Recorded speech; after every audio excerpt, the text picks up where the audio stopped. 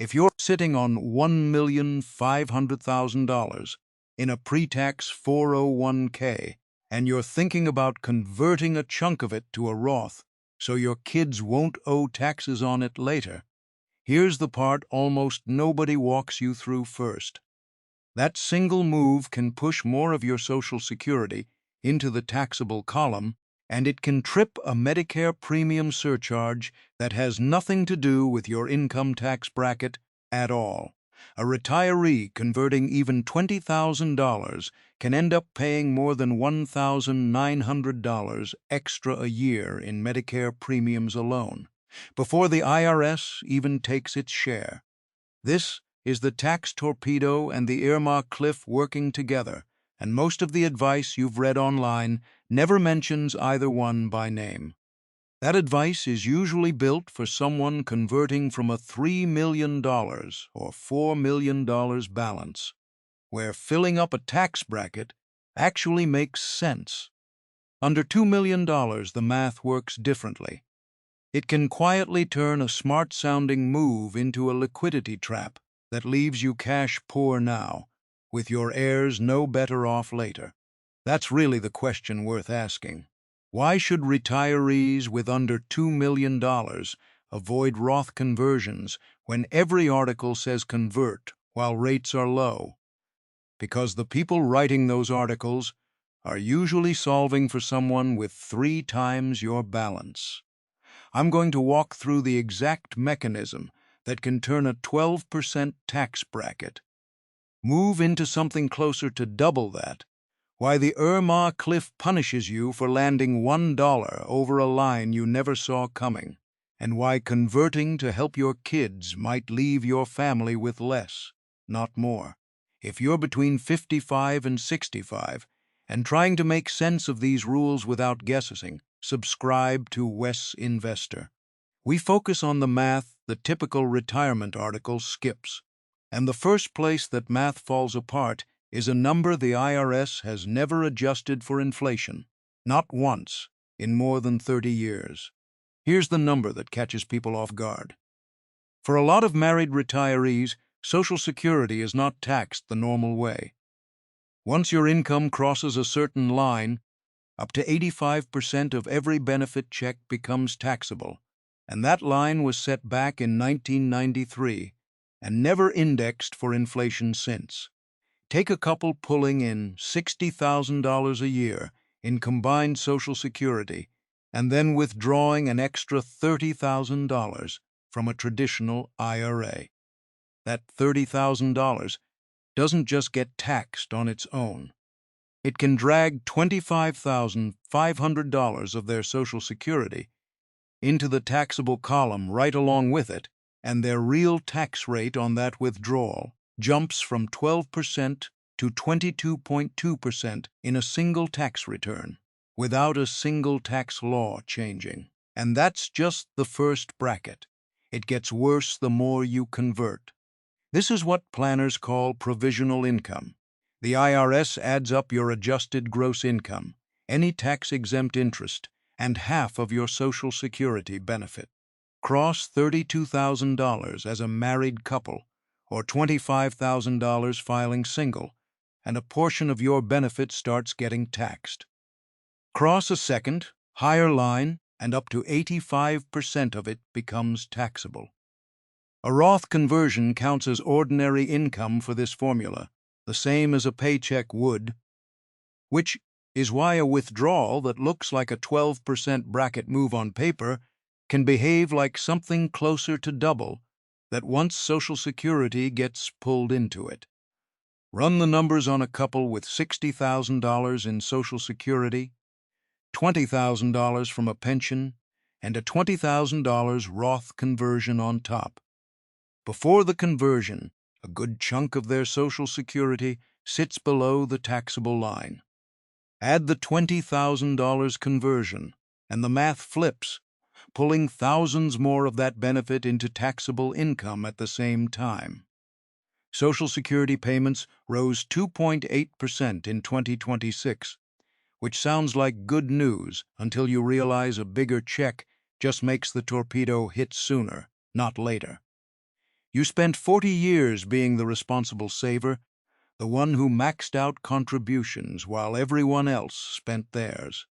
It doesn't feel fair that the system charges you extra for finally using your own money. And I've watched this catch smart, careful savers completely off guard for years. There's a second trap layered on top of it.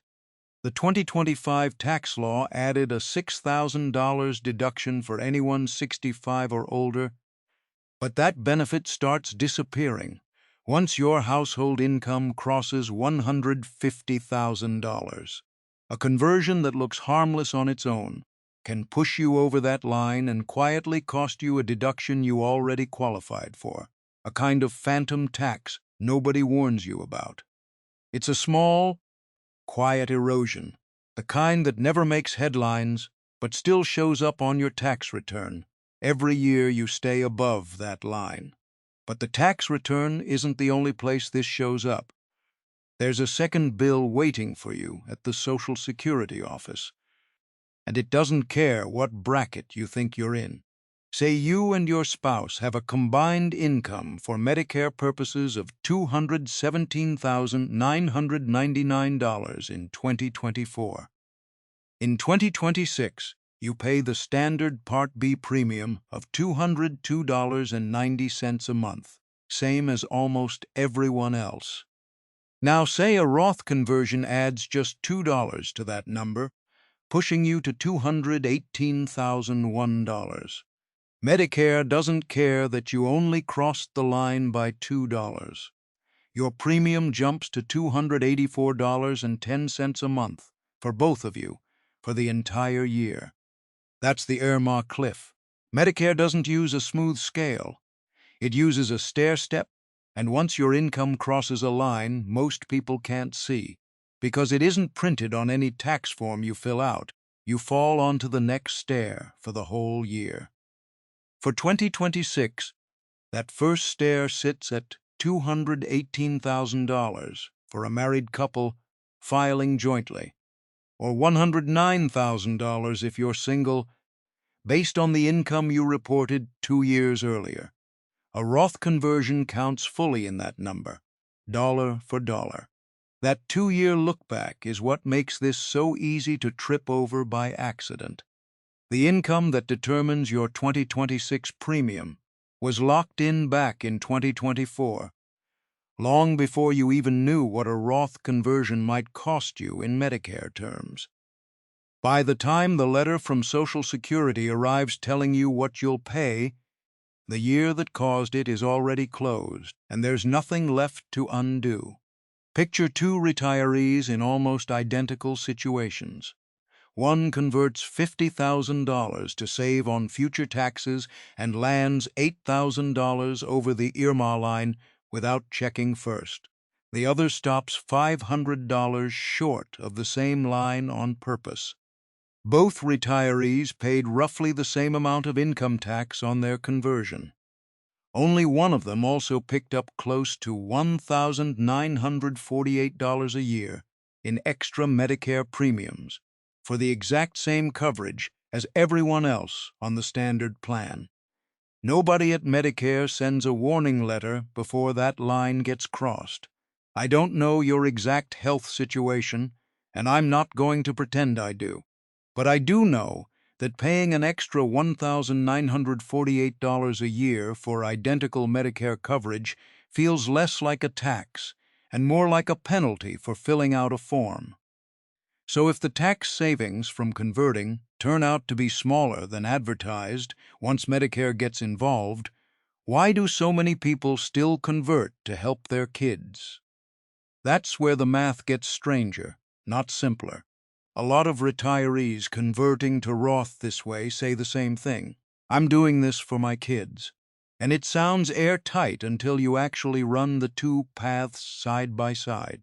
The Secure Act now forces most heirs to empty an inherited IRA within 10 years of your death, which is exactly why converting for the next generations became popular. But the framework only works if your child's future tax bracket is higher than yours right now. And for a lot of families, that assumption is backwards. Say you're in the 24% bracket and you convert $100,000 to Roth. You write the IRS a check for $24,000 today, out of your own pocket, on money your kids haven't even inherited yet. Now picture your child instead inheriting that same $100,000 as a regular pre-tax IRA, spread across the years the Secure Act allows, before the account has to be emptied. If they're early in their career and sitting in the 12% bracket, the total tax on that inheritance comes out closer to $12,000. You spent $24,000 of your own money to save your child roughly $12,000 they may have paid anyway, at a lower rate than you did. Now flip the scenario. If your child is already earning $180,000 a year and sitting in the 24% bracket themselves, inheriting that same pre-tax IRA and being forced to withdraw it within a decade, pushes them even higher, maybe into the 32% bracket, stacked right on top of their own salary. In that specific case, paying the tax now at your lower rate genuinely protects them. The strategy isn't wrong. It's just not universal, and most retirees never find out which version applies to their own family before they convert. Nobody sits down and runs both branches side by side before signing the conversion paperwork. The long-term cost here is invisible, because it never shows up as a loss on any statement. Your account balance looks the same either way. The only difference is who wrote the check to the IRS and at what rate, and that gap only shows up once you compare both paths side by side, which almost nobody does before converting. I used to tell almost everyone to convert for their legacy, the way most advisors still do. Then the Secure Act pushed the required withdrawal age to 73, and it hit me that we were solving a problem that might not even exist by the time our kids inherit anything. If your children are already in a higher bracket than you, converting can genuinely help them. If they're not, you may be prepaying a tax bill they never would have owed at your rate, out of a sense of duty that the math doesn't actually support. But overpaying the IRS isn't even the biggest risk in this conversation. The bigger risk shows up the day the roof starts leaking, and most of your cash is locked inside an account you decided never to touch. I've watched this pattern play out over and over. Someone converts money to a Roth IRA and pays the tax bill straight out of their regular brokerage account because they want every dollar inside the Roth to grow completely tax-free. It makes sense on paper. That brokerage account feels like a leaking bucket anyway, with capital gains taxes chipping away at it every year.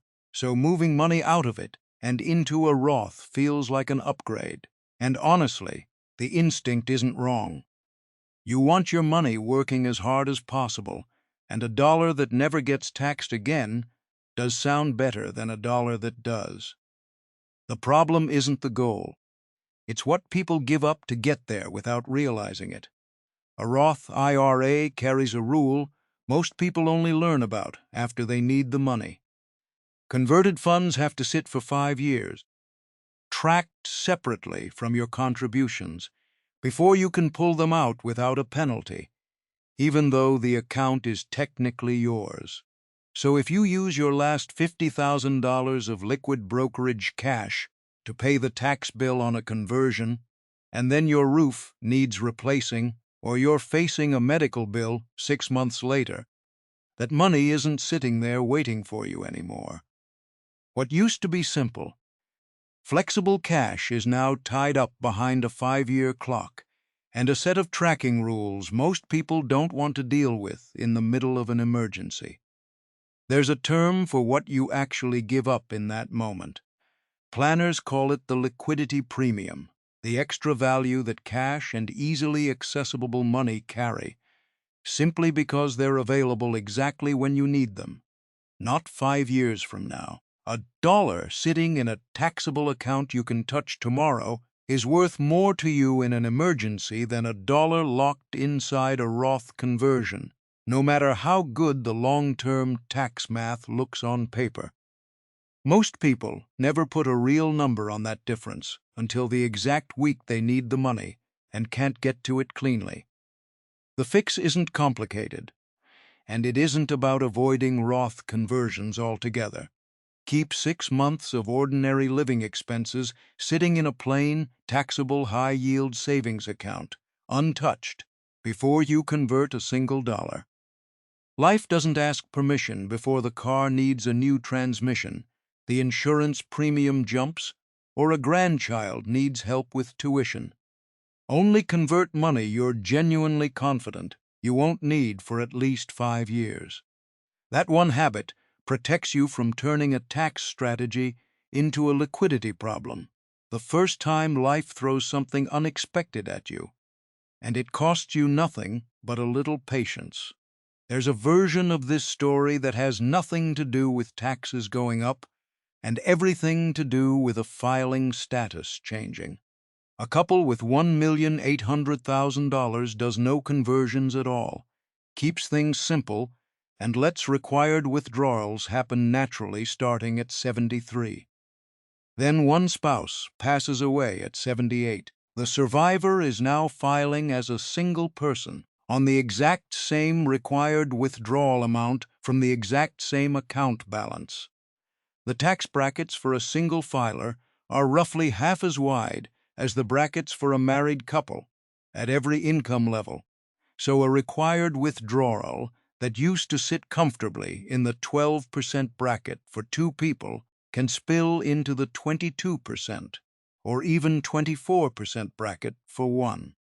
Nothing about the tax law changed. The income didn't change. Only the box checked at the top of the return changed, and that alone can raise the real tax bill by thousands of dollars a year for as long as the survivor lives. Run a quick estimate on that same balance. A required withdrawal near $70,000 a year, taxed at 12%, as a couple costs around $8,400. Move that identical $70,000 into single filer brackets, and a chunk of it lands at 22% instead, pushing the tax bill closer to $13,000 on income that didn't grow by a single dollar. This is actually the one case where a modest, deliberate conversion can make sense, not to save your kids money, but to protect whichever one of you outlives the other. Converting just enough each year to fill up the 12% bracket, and stopping there, can shrink the size of the account that eventually gets taxed at single filer rates down the road.